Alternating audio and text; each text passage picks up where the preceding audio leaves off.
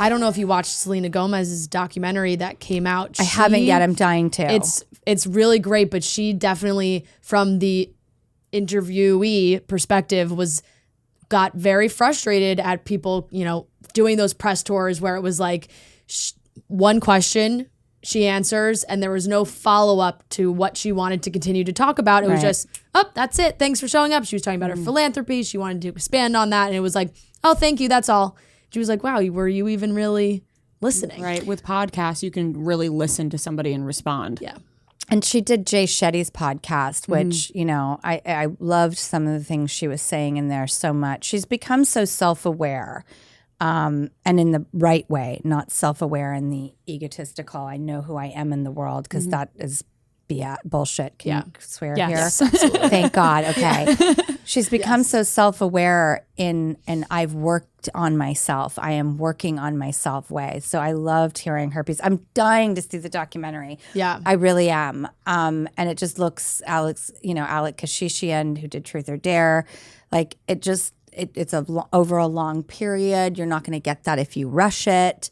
I couldn't have loved like Billie Eilish's documentary more, which was such a, insane, interesting time that the filmmaker went in and like captured it before or as it was all happening. So if you can get a window into people like that, if they'll let you in, that's an amazing way to control a narrative and take it out of other people's hands.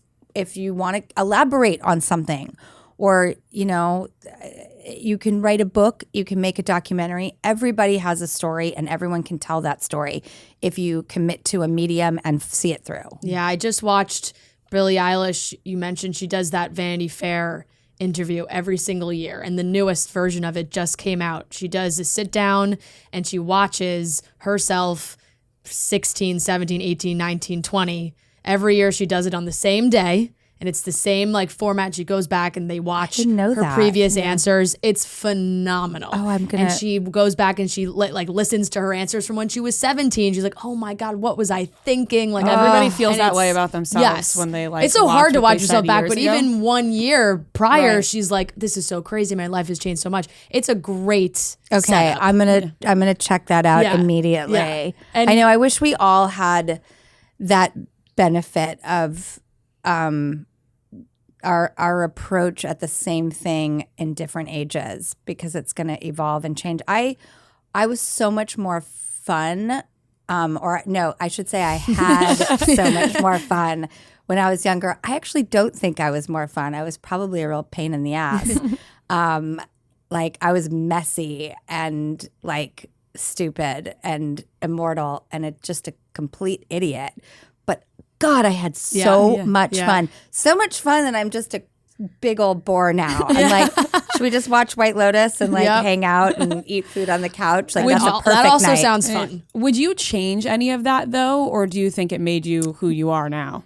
No, I wouldn't change it because I'm so happy with how content I am now. And I don't think if I had not had as many romantic escapades or parties or concerts or like crazy wild drinking nights or worked as hard as I did. That hasn't changed. The infallible, insane, what am I doing to myself, burning the candle at both ends work ethic, somehow that's still intact. I don't know why. I think because I started work at 11 months old. I cannot get off the hamster wheel. I like light it on fire all by myself and then run, not letting that fire catch up to my butt. But my lifestyle is so different.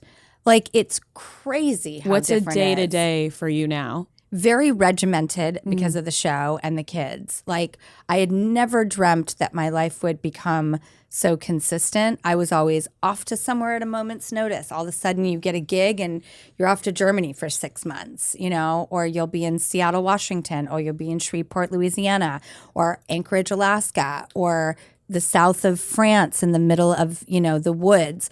Like that was my life, and always studying different people and living in different places. It was just a very transient life that led to a lot of adaptability and a lot of adventure. And right now, everything is like, I know what I do in the morning. I know what my kids do in the morning. I know where I go to work. I know where they go to school. We come home, it's like homework, dinner, bath, and bed. The weekends are a total free-for-all. We're pigs. We like go to theater or we'll do nothing. Sometimes I'm like, you know what? You have worked so hard this week in like the scholastic race that you're in. Like, do nothing. Just be. So that, I think my weekends are my rebellion. Like, you know, but there's a lot of Home Goods also. Like, let's go buy some baskets at Home Goods.